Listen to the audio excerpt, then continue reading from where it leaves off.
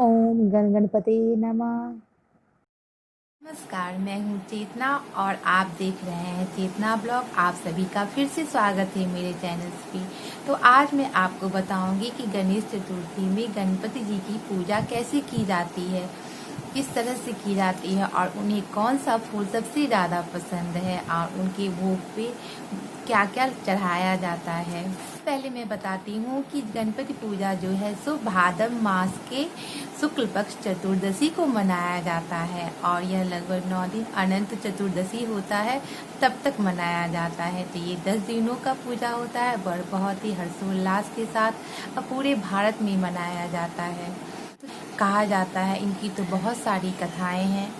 तो फिर उसमें से एक कथा ये है कि कहा जाता है कि पार्वती जो थी वो उपटन लगाई हुई थी, तो वो तिलक के डिजाइन का उपटन लगाई हुई थी। तो जब उन्होंने उस उपटन को उतारा या उस मैल को उतारा तो उस मैल को उन्होंने एक बालक का रूप देकर और उसमें प्राण फूंक दिए। और फिर ये भी कहा जाता है कि उस बालक को जब वो नहाने के लिए गई पार्वती जी, तो उस बालक को अपने द्वार के पास खड़ा कर दी और बोली कि किसी को अंदर ना आने दे।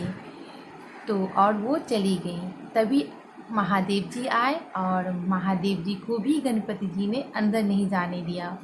तो महादेव जी क्रोधित हो गए और उन्होंने उस बालक के सर को काट दिया। यह देखकर पार्वती जी भागी भागी दौड़ी दौड़ी आई और वो बहुत क्रोधित हो गई। इस पार्वती जी के क्रोध को देखते हुए सारे भगवान जो थे, सारे देवता जो थे, वो सब के सब हाथी के सर को ले आए और उस बालक के धड़ से जोड़ दिया।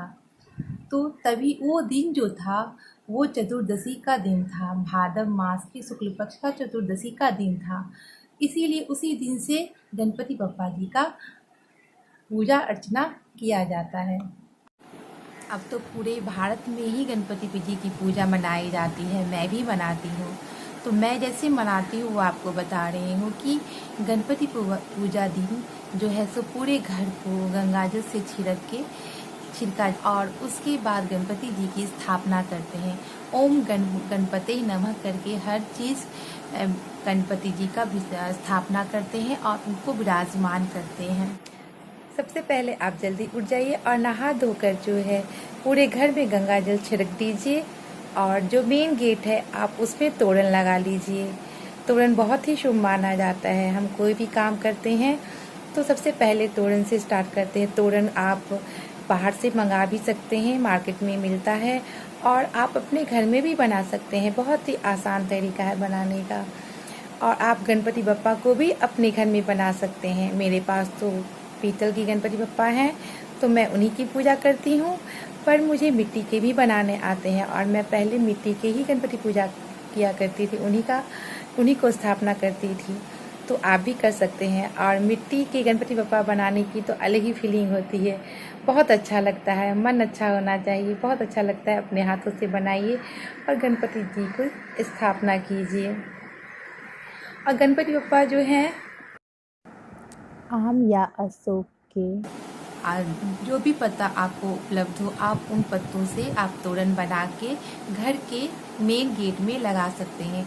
और जहां आप गणपति जी का उनको विराजमान करेंगे वहां भी आप उनको लगाएं और अपने गेट पे आप रंगोली भी बनाएं। और भगवान के जी के पास गणपति बप्पा जहां विसर्जन करेंगे वहां भी स्वास्तिक बनाएं, भी लगाते हैं और फिर गणपति जी का आरती भी करते हैं। भी लगाते हैं और फिर गणपति जी का आरती भी करते हैं। बताती हूँ कि गणपति जी को सबसे ज़्यादा क्या पसंद है। तो गणपति जी को सबसे ज़्यादा दूबी पसंद है, जिसे दूधभा भी कहा जाता है।